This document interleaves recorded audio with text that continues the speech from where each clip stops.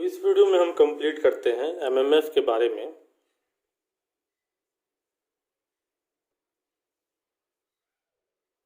MMF इसका full form होता है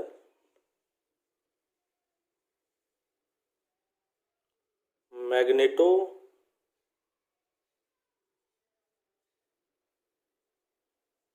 मोटिव फोर्स। तो हम लोग एमएमएफ के बारे में देख रहे हैं। इसके पहले जो आपने करंट में देखा है वहाँ पर हम लोग जो चर्चा कर रहे थे वह हमारा ईएमएफ था। इसका फुल फॉर्म क्या हो रहा था? इसका फुल फॉर्म हो रहा था इलेक्ट्रो मोटिव फोर्स। तो मैं ये बात हमेशा कहता हूँ कि हमारा इलेक्ट्रिक चैप्टर और मैग्नेटिक चैप्टर जो है वह दोनों एक दूसरे से क्या है, इंटर रिलेटेड है। तो यहाँ पर हम लोग बेसिकली एमएमएफ को समझेंगे और एमएमएफ को समझते हुए हम यह भी देखेंगे कि एमएमएफ और ईएमएफ में क्या डिफरेंस है। तो चलिए हम इस टॉपिक को कवर करेंगे। एमएमएफ तो हमें कवर करना ही है, लेकिन हमें कुछ इस तरीके से कवर करना है कि हम इस बात को समझ पाएँ कि एमएमएफ और ईएमएफ में क्या डिफरेंस है। तो मैं क्या करता हूँ, एक तरफ एमएमएफ लिख देता हूँ और एक तरफ ईएमएफ के बारे में आपको बताते चलता हूँ।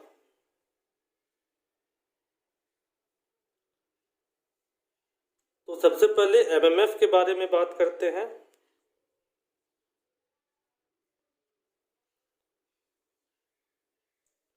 तो एमएमएफ का फुल फॉर्म हमारा क्या हो गया है? मैग्नेटो मोटिव फोर्स हो गया है। और ईएमएफ का फुल फॉर्म क्या हो गया हमारा? इलेक्ट्रोमोटिव फोर्स हो गया है। हम एमएमएफ को डिफाइन कैसे कर सकते हैं? तो हम लिख सकते हैं it is defined as the driving force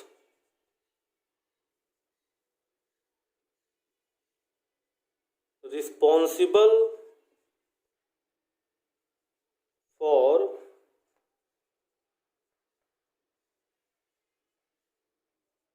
the creation of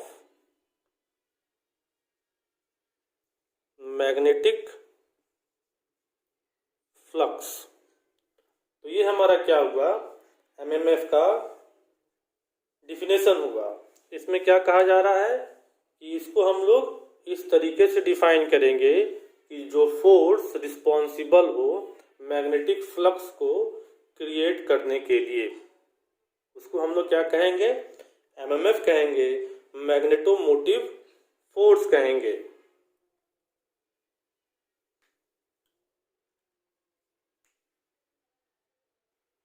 तो चलिए अब इसी को हम लोग इन दोनों के बीच में डिफरेंस करके समझते हैं और एक साथ एमएमएफ और ईएमएफ दोनों के कंसेप्ट को हम लोग देख लेते हैं। तो मैं फिर से लिख देता हूँ, एमएमएफ का फुल फॉर्म क्या हो गया हमारा? एमएमएफ का फुल फॉर्म हो गया मैग्नेटो मोटिव फोर्स। जबकि ईएमएफ का फुल फॉर्म क्या हो गया हमारा? ईएमएफ का हो गया इलेक्ट्रो मोटिव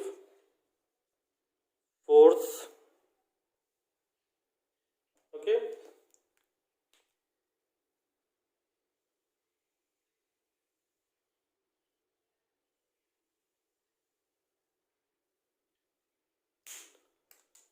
तो एमएमएफ का हमारा डिफिनेशन क्या हो गया?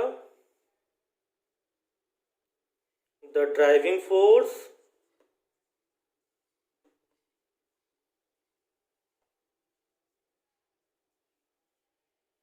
responsible for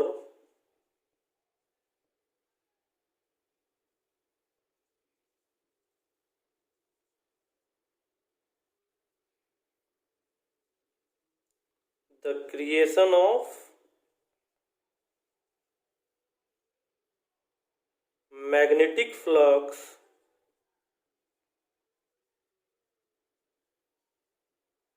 in a magnetic circuit. तो रिस्पॉन्सिबल यहाँ जगह नहीं था, इसलिए मैंने रिस्पॉन्सिबल SI के बाद BLE जो है मैंने यहाँ रख दिया।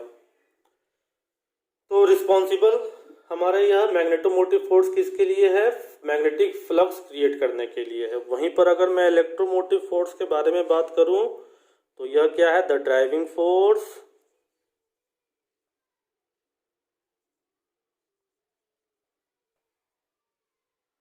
responsible for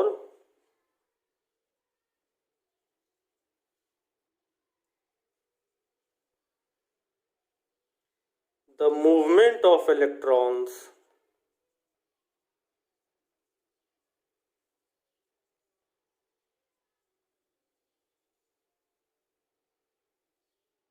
in a electrical circuit. तो आप देख रहे हैं मैग्नेटोमोटिव फोर्स हमारा किसके लिए रिस्पॉन्सिबल है? तो मैग्नेटिक फ्लक्स क्रिएट करने के लिए रिस्पॉन्सिबल है मैग्नेटिक सर्किट में। और ईएमएफ हमारा किसके लिए है? तो इलेक्ट्रॉन्स के मूवमेंट के लिए हमारा रिस्पॉन्सिबल है किसी इलेक्ट्रिकल सर्किट में। चलिए अब यूनिट देखते हैं।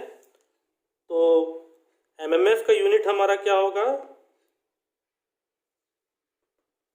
एमएमएफ का यूनिट हमारा होगा एम्पेयर टर्न। और ईएमएफ का हमारा यूनिट क्या होगा?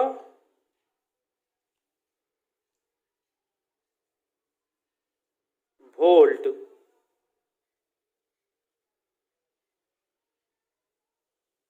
ठीक है, एमएमएफ का यूनिट हमारा क्या हो जाता है? एम्पेयर टर्न हो जाता है। और ईएमएफ का यूनिट हमारा क्या है? वोल्ट है। फॉर्मूला अगर लिखा जाए तो एमएमएफ का फॉर्मूला हमारा क्या होगा? अगर मैग्नेटोमोटिव फोर्स, अगर हम किसकी बात करें? मैग्नेटोमोटिव फोर्स की बात करें तो F इज इक्वल टू हमारा यहाँ पर होगा N इंटू आई। एन हमारा क्या है? Number of turns. आई हमारा क्या है? करंट है। जबकि ईएमएफ की बात करें तो ईएमएफ में E इज इक्वल टू हमारा क्या होगा? W by Q. यानी कि W हमारा क्या है? वर्क डन है। और Q हमारा क्या है? चार्ज है।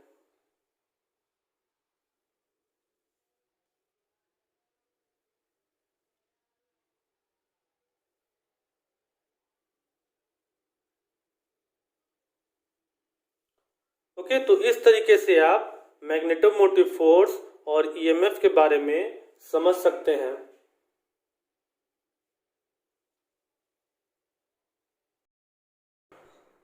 तो चलिए अब हम समझते हैं मैग्नेटिक फोर्स के बारे में।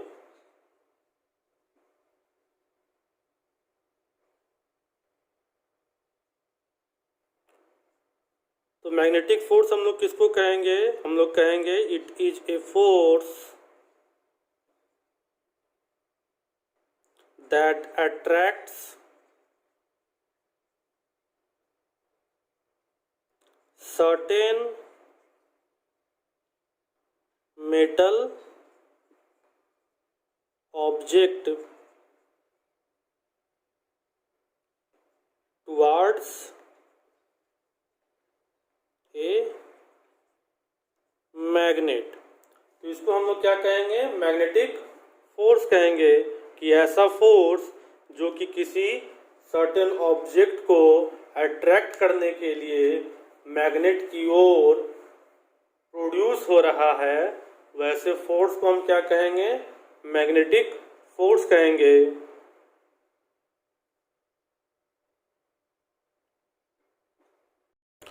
नेक्स्ट देखते हैं परमिएबिलिटी हम लोग किसको कहेंगे। तो यहाँ पर जो हम लोग परमिएबिलिटी बात करेंगे वह स्पेशली मैग्नेटिज्म के लिए बात कर रहे हैं।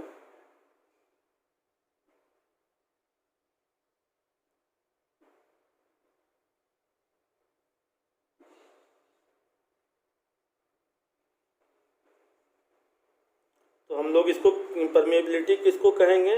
हम लोग कहेंगे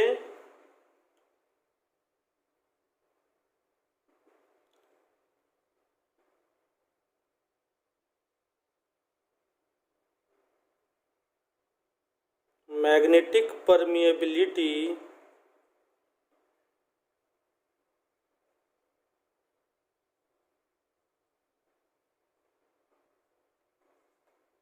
is said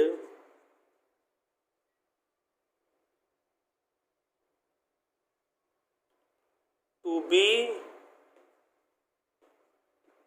its magnetization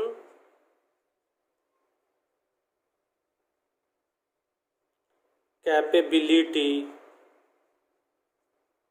ठीक है,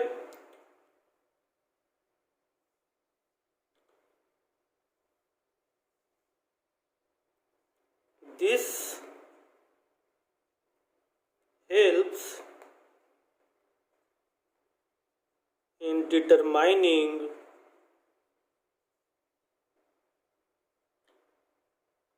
how much of magnetic flux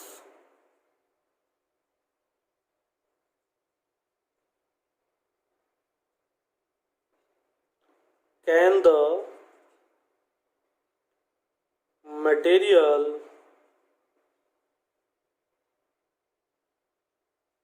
support which will pass। तो हम लोग किसको कहेंगे? Magnetic permeability. मैग्नेटिक परमिएबिलिटी हम लोग कहेंगे कि मैग्नेटाइजेशन कैपेबिलिटी को कहेंगे। जैसे कि हवा हुआ, पानी हुआ, कोई सॉलिड सब्सटेंस हुआ, हर एक चीज़ का अपना अलग अलग मैग्नेटाइजेशन ताकत है। तो इससे हम लोगों को क्या फ़ायदा होता है? इससे हम लोग यह बात पता कर पाते हैं कि मैग्नेटिक फ्लक्स जो है वह किसी मटेरियल को कितना ज़्यादा सपोर्ट करेगा, उस मटेरियल को पास करने के लिए मैग्नेटिक फ्लक्स किसी मटेरियल से कितना ज़्यादा पास हो पाएगा। इस बात को कौन बताता है? मैग्नेटिक परमिएबिलिटी बताता है।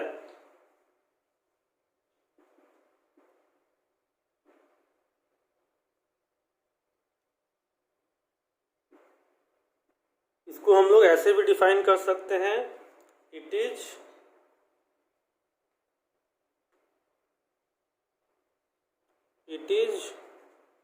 Defined as ratio of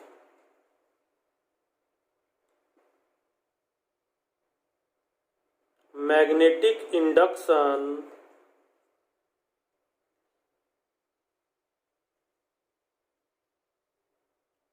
to magnetic intensity. तो हम लोग इस तरीके से भी डिफाइन कर सकते हैं कि यह क्या है? यह रेशियो है मैग्नेटिक इंडक्शन और मैग्नेटिक इंटेंसिटी का। तो यहाँ से हमारा फॉर्मूला भी बनकर चला आता है। अगर हम मैग्नेटिक परमिएबिलिटी को U साइन से डिनोट करें तो यह क्या है? रेशियो है मैग्नेटिक इंडक्शन और मैग्नेटिक इंटेंसिटी का।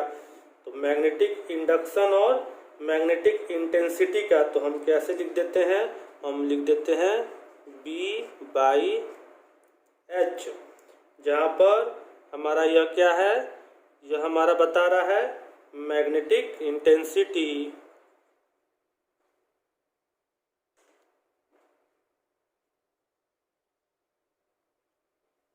और H हमारा क्या बता रहा है? H हमारा बता रहा है मैग्नेटाइजिंग फील्ड।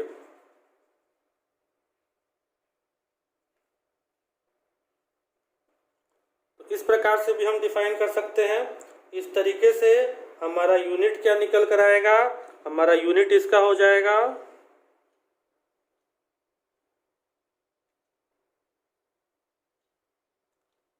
हेनरी पर मीटर।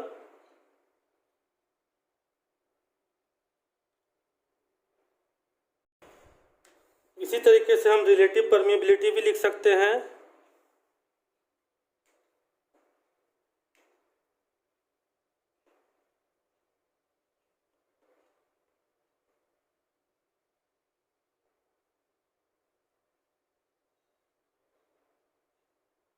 रिलेटिव परमिबिलिटी कहने का मतलब क्या हुआ कि हम लोग किसी मीडियम के परमिबिलिटी को फ्री स्पेस के परमिबिलिटी से क्या कर रहे हैं, कंपैरिजन कर रहे हैं।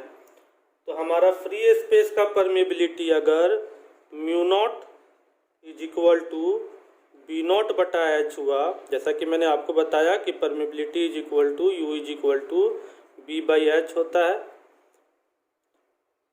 तो अगर फ्री स्पेस का हमारा परमिबिलिटी क्या हुआ, कुछ इस प्रकार से हुआ, और हमने किसी मीडियम में इसका चेक किया परमिबिलिटी, तो intensity in medium divided by H हुआ। तो इसी तरह से हम लिख सकते हैं relative permeability is equal to permeability in free space divided by permeability in that medium. तो यहाँ पर हम अपने मटेरियल को, जैसा कि हम लोग अपने मटेरियल को मैग्नेटाइजेशन के हिसाब से डिवाइड करते हैं, तो हम लोग परमिबिलिटी के हिसाब से भी बोल सकते हैं कि हमारा मटेरियल अगर 3 टाइप्स का होता है। कौन कौन से टाइप्स होते हैं? तो एक होता है हमारा डाई मैग्नेटिक मटेरियल,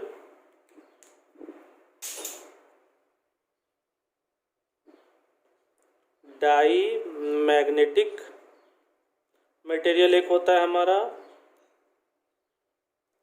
दूसरा मटेरियल हमारा क्या होता है? पैरामैग्नेटिक मटेरियल होता है। Diamagnetic material, paramagnetic material, और तीसरा हमारा क्या होता है? Ferromagnetic material.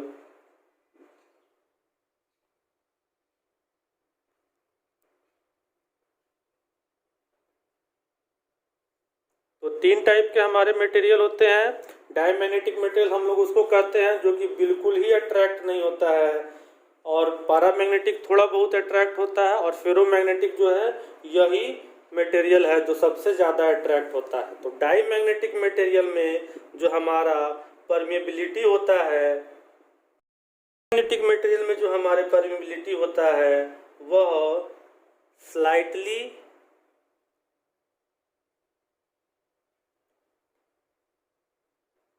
लेस देन 1 होता है। पैरामैग्नेटिक मटेरियल में जो हमारा परमिबिलिटी होगा वह क्या होगा? स्लाइटली, हल्का, स्लाइटली मतलब हल्का, स्लाइटली ग्रेटर देन 1 होगा। और फेरोमैग्नेटिक मटेरियल में जो हमारा परमिबिलिटी होगा वह ग्रेटर देन